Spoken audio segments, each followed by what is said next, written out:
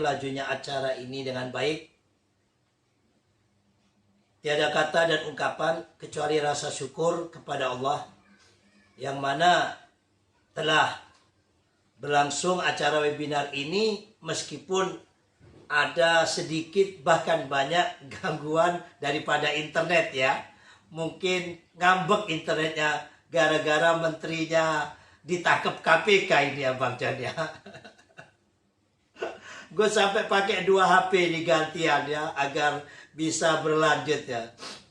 Sahabat Indonesia yang kami cinta sayangi, bagaimana tadi telah kita dengarkan materi dari para narasumber kita yang sangat luar biasa. Maka ungkapan dan penghargaan yang setinggi-tingginya, ungkapan terima kasih dan penghargaan setinggi-tingginya kami sampaikan kepada kedua narasumber kita, yaitu Pendekar Pancasila ya, Bung Dyasma Sandi Suandaru, SOS MH. Beliau adalah peneliti Pusat Studi Pancasila UGM Yogyakarta. Terus semangat ya. Pancasila terus digolerakan ya Bung Dyasma sampai menjadi mercusuar dunia. Amin. Dan juga terima kasih kepada ya Bung, kita sebut Bung saja karena ini lahirnya Pancasila ya.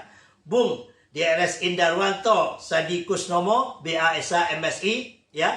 Beliau ini kalau di NU itu ya dosen ya Kiai Sowo kan gitu ya. Luar biasa ilmu hikmah dan ilmu kepancasilaannya. Terima kasih kami sampaikan kepada Bapak RI Nainggolan Ketua Umum ya N4G yang hari ini tidak bisa hadir, diwakili oleh Bapak Jadi ya. Terima kasih kepada Ketua N4G DKI Jakarta, yaitu Bapak Togi Hamonangan. Dan juga terima kasih kepada Bang Nurul sebagai operator Zoom. Dan kepada semua pemirsa. Harapan kami di dalam webinar ini, tiada lain tiada bukan, ayo. Kita sebentar lagi akan menghadapi tahun 2024. Bagaimana pesta demokrasi ini kita sambut dengan riang gembira. Ya kalau pengantenan itu Bang Dyasma ya, ada tulisannya kalau di Jawa itu Sugeng Rawuh. Kalau sudah di tengah kota itu ada tulisannya welcome. Nah bagaimana kita sambut welcome tahun politik 2024 ini dengan penuh kedamaian. Bukan dengan cara yang menakutkan. Mari kita belajar kepada Pak D. Jokowi pemimpin kita. Kita yang gontok-gontokan ya. Seperti gue ceritakan tadi. Mobil Gus Sajojo sampai dipecah-pecahin sama pemuda FPI yang ada di lingkungan UIN Serang situ. Kalau nggak lari melawan ya mungkin benyok gitu ya. Cara yang di atas ini para elit cepat-cepi, kita yang di bawah hingga detik ini oh Gosoleh bong, oh Pak Dyasma ikut cebong kan ya, oh ikut terus, oh temannya Pak Dodi cebong, ada temannya Pak Dodi pendeta tapi domron, domba kajrun. Ini apa? Bisa ismul fuqoba dan iman, sejelek-jelek al. Itu kita semuanya jadi bangga. Dengan Alkom jadi cebong, jadi kadron, jadi kampret. Ayo kita hentikan semuanya ini. Ya di hari lahir Pancasila ini. Kembali kepada jati diri bangsa kita didirikan. Yaitu digali dari nilai-nilai moral. Nilai-nilai adiluhur, adilugung. Yang mana dimotori oleh Bung Karno bersama sahabat-sahabatnya saat itu. Seperti diceritakan oleh kedua narasumber kita tadi. Baik itu Bung Dyasma maupun ya yai kita. Hanya satu orang dari puluhan ya panitia BPUPKI ini. Kurang lebih sekitar 60 kalau nggak salah.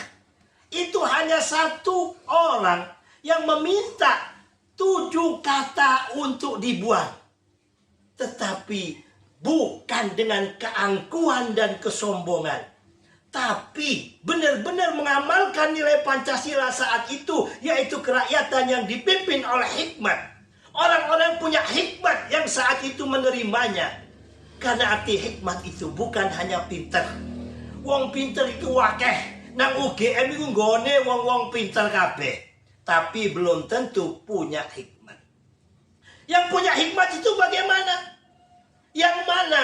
Iso siji pikir, karo siji ucap, karo siji laku. Itulah orang yang punya hikmat. Bukan ucapannya indah merdu, di belakang kelakuannya nggak karu-karuan. Ini nggak punya hikmat. Seharusnya yang menjadi wakil rakyat kita ini adalah kerakyatan yang dipimpin oleh hikmat. Kalau orang punya hikmat, pasti punya kebijaksanaan. Hikmat memang kunci dasar utamanya adalah orang yang berilmu. Tapi tidak semua orang berilmu punya hikmat. Orang berilmu sembrono justru jauh lebih parah daripada orang bodoh yang sembrono. Allah nggak bisa jadi anggota DPR, nggak jadi menteri Menko, paling banter koncoi Bang John ya, koncoan cangkruk ngopi ya, atau konco cangkruk ane Bung Dias, paling banter nyolong super misa dus kan, nyelip nanggone toko di saat orangnya sibuk melayani. Tapi kalau orang pintar nggak punya hikmat, nyolongnya 10 triliun, subhanallah. Itu kalau dibuat pesantren, apalagi pesantren anak yatim, bisa seperti tidur di hotel bintang 5 anak yatim ini.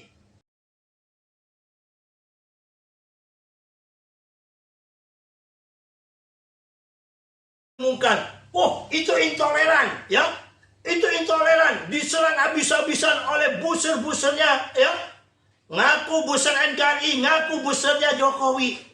Tetapi sering di antara kita justru menjadi pelaku intoleran. Karena tidak bisa memaknai arti intoleran.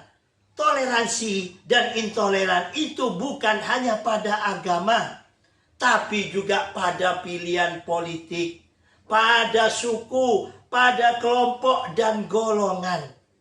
Kita sok menjadi pejuang toleransi, melawan intoleran, karena gereja ditutup, karena tempat ibadah lain ditutup. Tapi kita sendiri sering sekali menyerang hanya karena perbedaan politik. Yang saat ini Gus bingung, bagaimana jeripaya Presiden kita Pak Jokowi untuk menyatukan cebong dan kampret, yang mana konstalisasi politik di tahun 2019 ini Indonesia hampir seperti perahu yang pecah.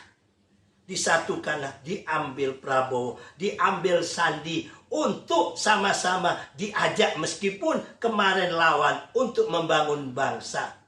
Nah saat ini banyak orang yang ngaku relawan Jokowi, ya, nyerang Pak Prabowo dengan segala bentuk kejelekannya. Lah Pak Jokowi Pak Prabowo ini kan ada di dalam parlemen. Berarti ya orangnya Pak Jokowi.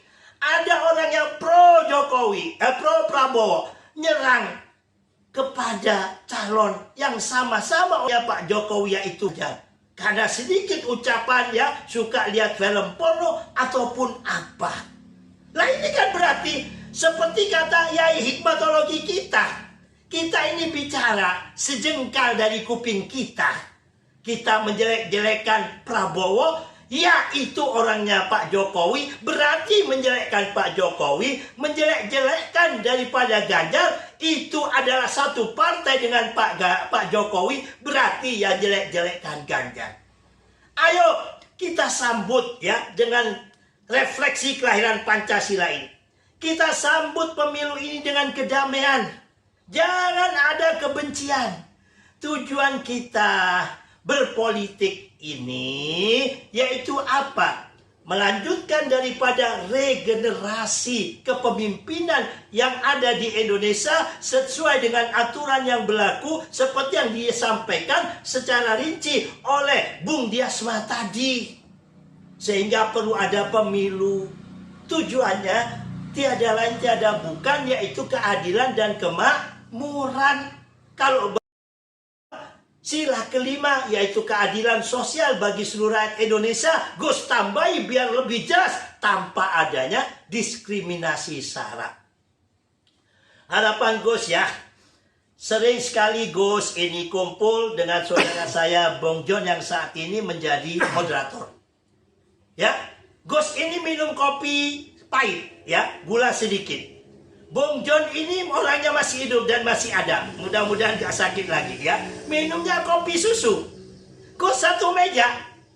Berbeda minuman tapi bisa ngobrol satu meja.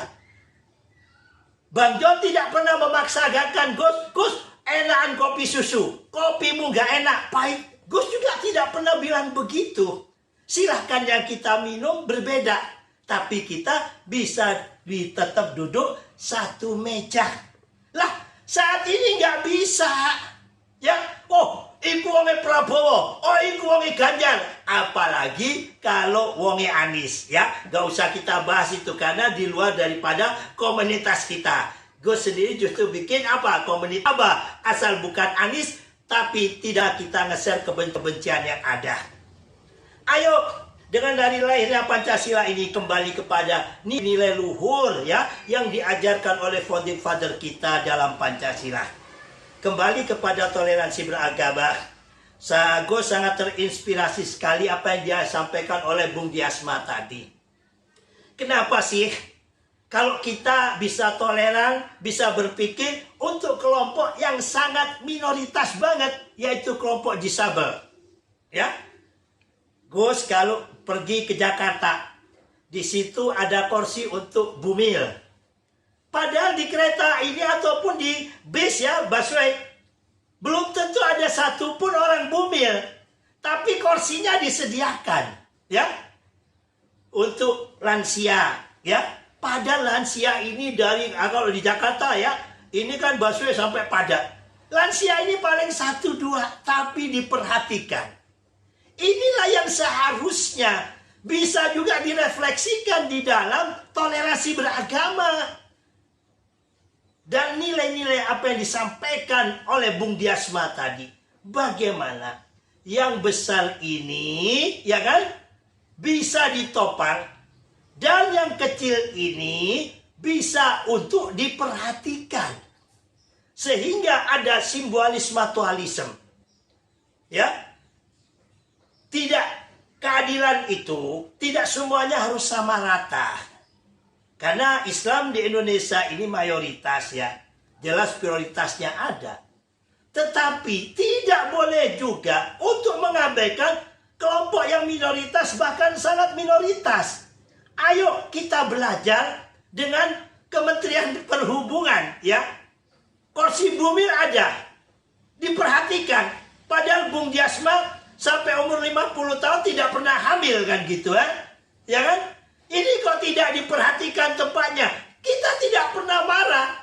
Ayo di dalam toleransi ini kalau ada seorang pendeta punya jam 20, jangan terus gerak itu demo, tidak mencukupi dan lain sebagainya, melanggar daripada ketentuan SKB 2 menteri. Lah, sangat naif kita ya. Sangat naif. Apa karena terus orang bumil atau lansia kita biarkan berdiri ya, gendong anaknya di tempat bis tanpa kita perhatikan? Ini di Kementerian Perhubungan diperhatikan. Terus kalau bicara tentang agama, kok kita tidak bisa? Ayo kita belajar dari sini. 20-10 pun jamaah ya, kita perhatikan. Oh, kita punya tetangga. Oh, kita punya apa? Di satu desa itu orang Hindu, oh itu orang Buddha. Bagaimana dia sholatnya, ibadahnya. Nah, ini harus kita perhatikan. Jangan, oh itu Hindu, oh itu Kristen, oh itu Katolik. Kita anggap musuh. Ini berarti belum memahami Pancasila.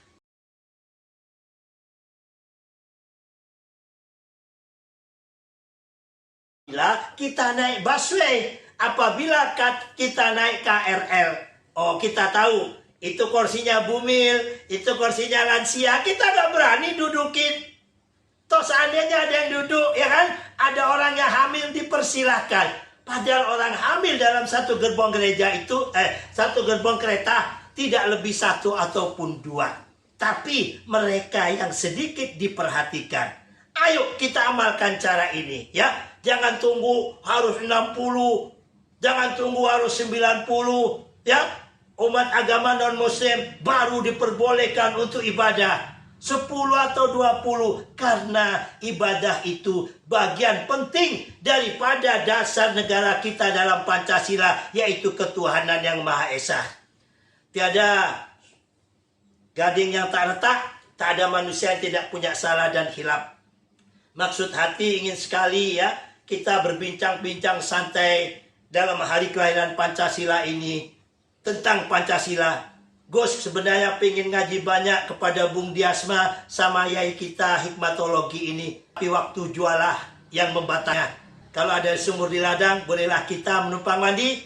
Ada umur yang panjang, bolehlah kita berlagi dengan Bung Diasma, dengan yai hikmatologi kita, dan juga dengan semua teman-teman peserta webinar ini.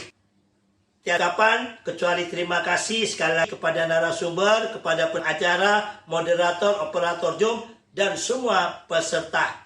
Mari sama-sama kita busungkan dada kita ya. Saya bangga jadi orang Indonesia. Saya bangga jadi generasi Pancasila. Saya Indonesia. Saya Pancasila. Pancasila sudah final. NKRI harga mati, merdeka. Billahi taufik wal hidayah wal ridha wal inayah. Assalamualaikum warahmatullahi wabarakatuh.